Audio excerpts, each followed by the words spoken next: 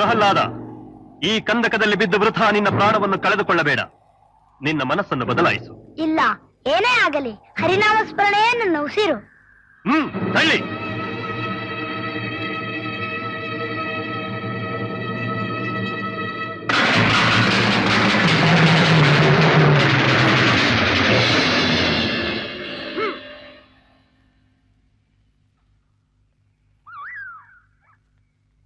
ನಾರಾಯಣ ಹರಿ ನಾರಾಯಣ, ನಾರಾಯಣ ಹರಿ ನಾರಾಯಣ. ಪವನ ಚರಣ ಪನ್ನಗ ಶಯನ, ಪವನ ಚರಣ ಪನ್ನಗ ಶಯನ. ಕಮಲ ರಮಣ ನಾರಾಯಣ, ಕಮಲ ರಮಣ ನಾರಾಯಣ, ನಾರಾಯಣ ಹರಿ ನಾರಾಯಣ.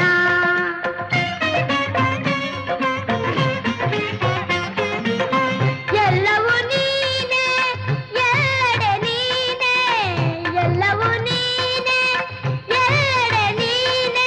ನೀನಿಲ್ಲದಿರುವ ತಾನವ ಕಾಣೆ, ನೀನಿಲ್ಲದಿರುವ ತಾನವ ಕಾಣೆ.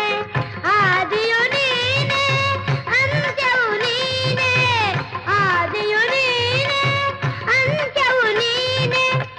ಆರ್ತರ ಪೊರೆವ ಅನಂತ ನೀನೇ, ಆರ್ತರ ಪೊರೆವ ಅನಂತ ನೀನೇ. ನಾರಾಯಣ ಹರಿ ನಾರಾಯಣ, ನಾರಾಯಣ ಹರಿ ನಾರಾಯಣ, ನಾರಾಯಣ ಹರಿ ನಾರಾಯಣ.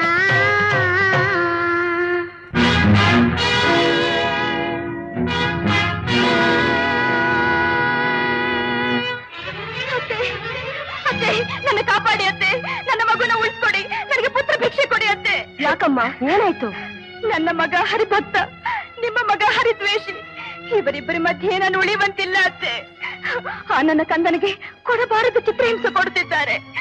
ಪುತ್ರ ವಾತ್ಸಲ್ಯವನ್ನು ಮರೆತು ಮಗುವನ್ನು ಕೊಂದು ಬಿಡುವಂತೆ ಆಜ್ಞಾಪಿಸಿದ್ದಾರೆ ಅತ್ತೆ, ಆಜ್ಞಾಪಿಸಿದ್ದಾರೆ. ಹಿರಣ್ಯ, ಹಿರಣ್ಯ.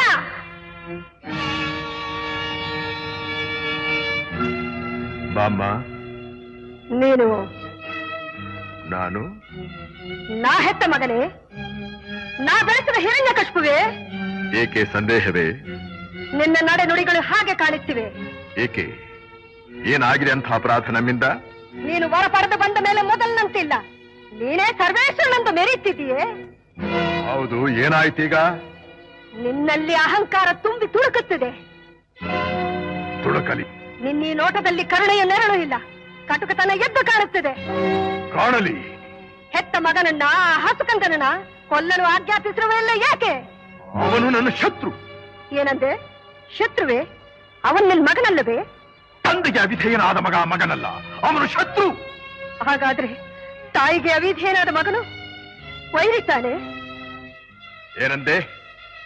ತಾಯಿಗೆ ಅವಿಧೇಯನಾದ ಮಗನು ವೈರಿತಾನೆ. ಹಾಗೆ ತಿಳಿದುಕೋ. ಹಿರಣ್ಯ, ಹಿರಣ್ಯ, ತಾಯೆಂಬ ವಿಶ್ವಾಸವೂ ಇಲ್ವೇ ನನಗೆ? ಏಕಿಲ್ಲ, ಅಪಾರವಾಗಿದೆ, ಅಪಾರವಾಗಿದೆ. ಸುಳ್ಳು, ಸುಳ್ಳು. ಈಗ ನಿನ್ನಲ್ಲಿ ವಿನಯವಿಲ್ಲ, ವಿಧೇಯತೆ ಇಲ್ಲ, ಹಿರಿಯರಲ್ಲಿ ಗೌರವವಿಲ್ಲ, ಭಕ್ತಿ ಇಲ್ಲ. ಅಮ್ಮ, ನಾನೇನು ತೊಟ್ಟಿಲ ಕೂಸಲ್ಲ. ತೊಡೆ ಮೇಲೆ ಕುಳಿತು ನೀನು ಹೇಳುವ ಅರ್ಥಹೀನ ಕಥೆಗಳನ್ನು ನಂಬುವ ಅಪ್ರಬುದ್ಧ ನಾನಲ್ಲ. ನನ್ನ ಕಂಡರೆ ಬ್ರಹ್ಮ ಬೆದರುವ, ಹರ ಹೆದರುವ, ಹರಿ ದಿಕ್ಕೆಟ್ಟು ಓಡುವ. ಶಿವಶಿವ, ಅಜ್ಞಾನದಿಂದ ನಿನ್ನ ಬುದ್ಧಿ ಕೆಟ್ಟಿದೆ. ಬಡಗರ್ಭಿತನಾಗಿ ದೈವ ಶಕ್ತಿಯನ್ನೇ ಅಪಹಾಸ್ಯ ಮಾಡುತ್ತೀಯ ಅವಿವೇಕಿ. ನೀನು ಉಸಿರಾಡುತ್ತಿರುವುದಕ್ಕೆ, ನಡೆದಾಡುತ್ತಿರುವುದಕ್ಕೆ, ಅಜೇನಾಗಿ ಅಟ್ಟಹಾಸ ಮಾಡುತ್ತಿರುವುದಕ್ಕೆ ಆ ದೈವ ಬಲವೇ ಕಾರಣ.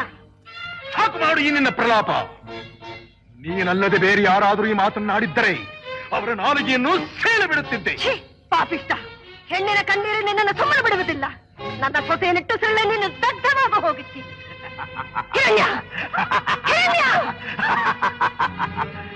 ಸರ್ವೇಶ್ವರನಿಗೆ ವಿವೇಕವಾಣಿ, ಸರ್ವಜ್ಞನಿಗೆ ಬುದ್ಧಿಯ ಮಾತುಗಳು.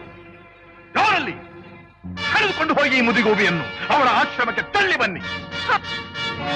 ಹಿರಣ್ಯ, ಹಿರಣ್ಯ, ನನ್ನ ಮಗನೇ, ಈಗ ನೀನು ಉದ್ಧಾರವಾಗಲಾರೆ, ನೀನು ಉದ್ಧಾರವಾಗಲಾರೆ. ಇನ್ನು ನೀನು ಯಾರು ರಕ್ಷಿಸಲಾರರು ಮಗನೇ.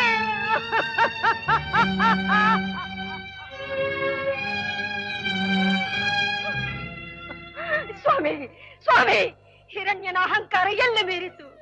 ಅವನ ಪಾಪದ ಕೊಡ ತುಂಬಿ ಹೋಗುತ್ತಿದೆ. ಮೃತ್ಯು ಕ್ಷಣ ಕ್ಷಣಕ್ಕೂ ಹತ್ತಿರವಾಗುತ್ತಿದೆ. ಹೀಗೆ ಅವನ್ನ ಹೇಗೆ ಉಳಿಸಿಕೊಳ್ಳಲಿ, ಹೇಗೆ ಉಳಿಸಿಕೊಳ್ಳಲಿ? ಶಾಂತಳಾಗು ದೇವಿ, ಶಾಂತಳಾಗು. ನಿನಗೆ ನೆನಪಿದೆಯೇ, ಒಂದೊಂದು ದಿನ ಭಯಂಕರನಾದ ರುದ್ರನು ತನ್ನ ಕೆಂಜಡೆಗಳನ್ನು ಹರಡಿಕೊಂಡು ಸಂಚರಿಸುತ್ತಿರುವ ಪ್ರದೋಷ ಕಾಲದಲ್ಲಿ